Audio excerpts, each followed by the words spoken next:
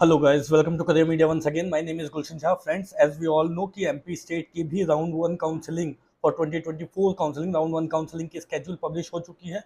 Schedule को अगर देखें तो सिंपल सी बात है, सबसे पहले जो चीज़ आई है वो यही आई है कि रजिस्ट्रेशन उसकी स्टार्ट हो चुकी है।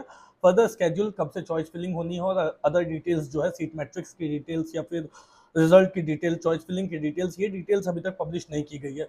सारे स्टेट्स जो भी अभी आगे की स्केड्यूल पब्लिश नहीं कर रहे हैं, देयर आर हाई प्रोबेबिलिटीज कि वो सभी ऑल इंडिया की रिजल्ट पब्लिश होने का वेट कर रहे हैं। एंड एज यूजुअल जो ऑल इंडिया की रिजल्ट है, वो ऑल इंडिया की जो स्केड्यूल है वो कहीं ना कहीं डिपेंडेंट है कि कोर्ट केस की जो सुनवाई है उस सुनवाई में क्या चीजें निकल के आती है, which is on 4th of October 2024। And that is why states अपनी रजिस्ट्रेशन तो स्टार्ट कर रहे हैं, बट जो उनकी आगे की स्केड्यूल है वो स्केड्यूल पब्लिश नहीं कर रहे हैं, वो कहीं ना कहीं वेट कर रहे हैं। बट आज हम जो एमपी की बात कर रहे हैं, एमपी की भी रजिस्ट्रेशन ऑलरेडी स्टार्ट हो चुकी है। एमपी की जो एलिजिबिलिटी क्राइटेरिया वो कुछ इस तरीके से है कि एमपी एक ओपन स्टेट है, बट वहां पे प्रायोरिटी सिस्टम चलती है। प्रायोरिटी सिस्टम का क्या मतलब है कि सबसे पहले जो सीट है वो उन स्टूडेंट्स को दी जाएगी जो जिन्होंने वहां से अपनी एमबीबीएस की है, विच इज ए प्रायोरिटी। या प्रायोरिटी फर्स्ट पे आप रख सकते हो उन स्टूडेंट को। जो प्रायोरिटी सेकंड पे आते हैं वो स्टूडेंट आते हैं जिनका डोमिसाइल वहां का है, बट उन्होंने एमबीबीएस कहीं और से किया हो, मतलब एमबीबीएस वहां से ना किया हो बट उनकी डोमिसाइल जो है, रेसिडेंस, वो वहां की हो, वो प्रायोरिटी सेकंड पे आती है। मतलब और जो प्रायोरिटी थर्ड पे आते हैं वो वैसे स्टूडेंट्स होते हैं जिनका ना तो एमबीबीएस एमपी स्टेट से हुआ हो और ना ही उनकी जो है वो डोमिसाइल एमपी स्टेट की हो। सो सबसे पहले सीट जो है वो प्रायोरिटी फर्स्ट को देते हैं, जिसमें एमबीबीएस एमपी से करने वाले स्टूडेंट्स कवर होते हैं, उनको सीट दी जाती है। अगर उनसे सीट बच जाती है तो प्रायोरिटी सेकंड वाले स्टूडेंट को दी जाती है, जिसमें वैसे स्टूडेंट्स आते हैं जिनका डोमिसाइल एटलीस्ट एमपी का हो। और अगर उनसे भी सीट बच जाए तब जाकर के प्रायोरिटी थर्ड वाले को दी जाती है, जिसमें वो स्टूडेंट्स आते हैं जो जिनका ना ही डोमिसाइल एमपी स्टेट का है और ना ही उन्होंने अपने एमबीबीएस वहां से किया है। अब अगर आप एमपी की, बहुत सारे स्टूडेंट्स जो हैं वो एमपी की कट ऑफ उठा करके चेक कर रहे हैं और वो ये रिलेट कर रहे हैं कि हमारी रैंक पे लास्ट ईयर मिली हुई है सीटें, तो ऑब्वियसली हमें इसमें अप्लाई करना चाहिए क्योंकि हमें इसमें सीटें मिल सकती है। बट जैसा मैंने आपको बताया कि जो रैंक आप देख रहे हो, आपको ये समझना जरूरी है कि वो जो रैंक है वो एमपी स्टेट के स्टूडेंट कौन सी प्रायोरिटी में वो रैंक आती है, कौन से जिस स्टूडेंट को मिली है सीट वो कौन से प्रायोरिटी में आते हैं, तभी आप उसमें अप्लाई करो। अदरवाइज अगर बिना रूल्स को सोचे समझे आप मल्टीपल स्टेट्स में अगर आप अप्लाई करते हो तो ऑब्वियसली आपको पता है कि वो सीट एक तो आपको मिलेगी नहीं, और सेकेंड राउंड में अगर मल्टीपल प्लेसेस पे सीट मिलती है तो 2-2 लाख करके आपके जो फॉर फ्यूचर अमाउंट है वो बहुत ज्यादा हो जाएगी। एक तो एप्लीकेशन अमाउंट ऑलरेडी ज्यादा है, 2-2 लाख करके स्टेट्स में लगती हैं, लेकिन अगर सेकंड राउंड में मल्टीपल प्लेसेस पे आपको सीट्स मिल गई तो ऑब्वियसली जो आपके 2-2 लाख रुपए फॉरफीट होंगे, आपको पता चलेगा 8-10 लाख रुपए तो आपके फॉरफीचर में ही चले गए। सो इस बात को ध्यान में रख करके अपनी काउंसलिंग को करनी जरूरी है। अब जब एमपी स्टेट की बात कर रहे हैं तो ऑब्वियसली एक बात जानना जरूरी है कि अगर हम नॉन डोमिसाइल हैं या डोमिसाइल है तो हमें कौन सी रैंक पे एमपी स्टेट में कौन सी ब्रांच मिल सकती है। जैसा मैंने बताया प्रायोरिटी सिस्टम है, सो डोमिसाइल के लिए अलग प्रायोरिटी है, नॉन डोमिसाइल के लिए अलग प्रायोरिटी। डोमिसाइल की बात करें सबसे पहले एनेस्थीसिया। अच्छा, थोड़ी सी फीस स्ट्रक्चर की बात कर लेते हैं। 17-18 लाख की अप्रोक्सीमेटली फीस जो है वो नॉर्मली एमपी स्टेट में रहती है, विच इज अगर आप देखो तो comparison to many other states जो है वो सस्ती है। सो एक ल्यूक्रेटिव स्टेट है जहाँ पे स्टूडेंट जाना भी चाहते हैं, फीस भी कुछ हद तक ठीक है, तो कॉलेजेस की जो क्वालिटी वो भी कुछ हद तक सही है, अच्छी है। तो स्टूडेंट्स चाहते हैं कि उनको वहां पे एडमिशन मिले, काउंसलिंग को अटेंड करना चाहते हैं। बट कौन सी ब्रांच कौन सी रैंक तक मिल सकती है इस बार 2024 की काउंसलिंग में, वो देख लेते हैं। अब एनेस्थीसिया की बात करें तो अगर आप डोमिसाइल स्टूडेंट हो तो आपको 1,10,000 रैंक तक मिल सकती है।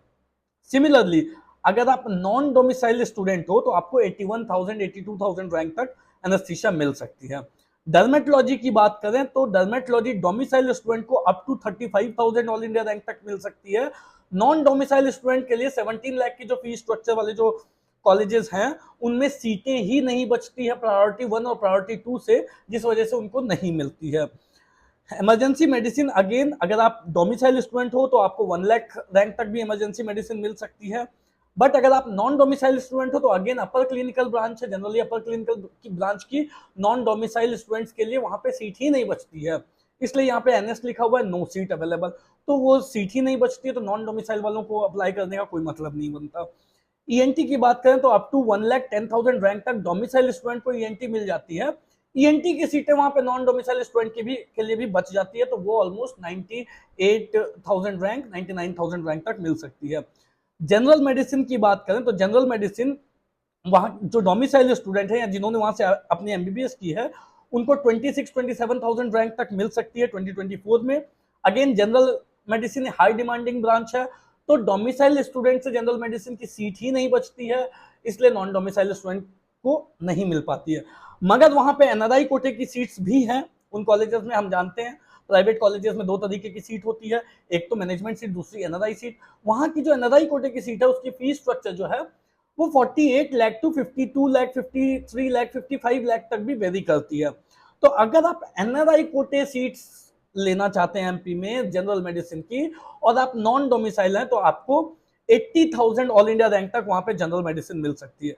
सर्जरी की बात करें अगेन वहां के डोमिसाइल स्टूडेंट के लिए 93,000 रैंक तक भी सर्जरी मिल सकती है, बट नॉन डोमिसाइल स्टूडेंट के लिए अगेन सीट ही नहीं बचती क्योंकि अपर क्लिनिकल ब्रांच है, सीट नहीं बचती है, इस वजह से नॉन डोमिसाइल को नहीं मिल पाती है। सिमिलरली ओबीजीवाई की बात करें तो अगर आप डोमिसाइल स्टूडेंट हो या आपने वहां से एमबीबीएस की है तो आपको अप टू 32,000 रैंक तक वहां पे जो है एमपी में ओबीजीवाई मिल सकती है, बट अगेन नॉन डोमिसाइल के लिए सीट ही नहीं बचती है, तो कोई बहुत ज्यादा मतलब नहीं रह जाता। बट नॉन डोमिसाइल स्टूडेंट अगर वहां के एनआरआई कोटे की सीट्स लेना चाहते हैं ओबीजीवाई की तो 80,000 रैंक तक आपको वहां पे मिल सकती है। अगेन जो फीस स्ट्रक्चर 52-53 लाख तक वेरी हो सकती है।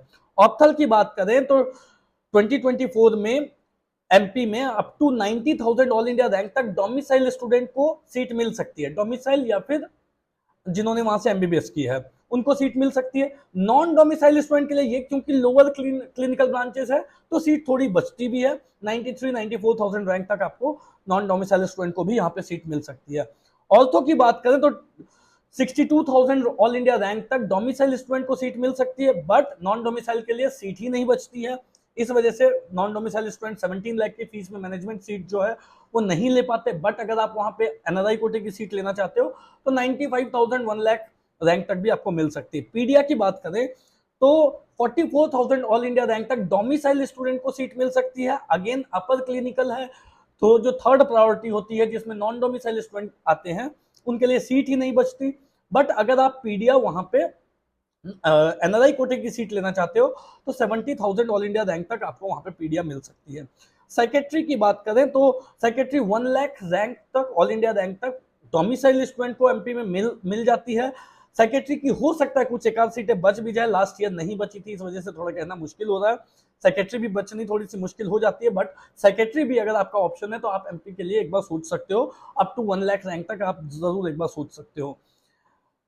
और अगर रेडियो की बात करें तो radio up to 16-17,000 all India rank तक डोमिसाइल स्टूडेंट को मिलती है, बट नॉन डोमिसाइल स्टूडेंट के लिए रेडियो बचेगी ही नहीं वहां पे, तो मिलेगी भी नहीं। बट अगर आप रेडियो लेना चाहते हो एनआरआई सीट वहां की और आप नॉन डोमिसाइल हो तो आपको 80,000 रैंक तक रेडियो वहां पे मिल सकती है। Up to 64 lakh per annum आपकी जो है फीस वो वेरी कर सकती है। रेस्पिरेटरी मेडिसिन की बात करें तो डोमिसाइल स्टूडेंट को up to 50,000 all India rank तक मिल सकती है, हालांकि नॉन डोमिसाइल स्टूडेंट के लिए फिर सीट नहीं बचती, तो जनरली नॉन डोमिसाइल स्टूडेंट को नहीं मिलती है।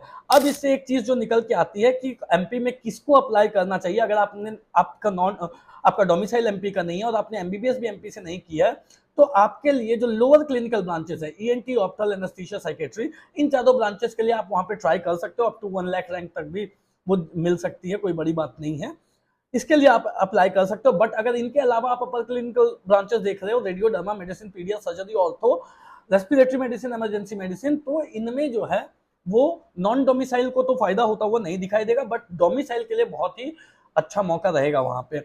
और अगर आपकी रैंक थोड़ी पीछे है, आप एनआरआई से देखना चाहते हो, एमपी देना चाहते हो, तो आप एमपी नॉन डोमिसाइल सीट्स के लिए भी, एनआरआई कोटे सीट्स के लिए आप अप्लाई कर सकते हो, जिसमें 80,000 टू 1 लाख तक ऑलमोस्ट आप मान के चलो कि अपर क्लिनिकल ब्रांच जो है वो आपको मिल सकती है। फीस 52, 54, 55 लाख पर एनम तक जा सकती है।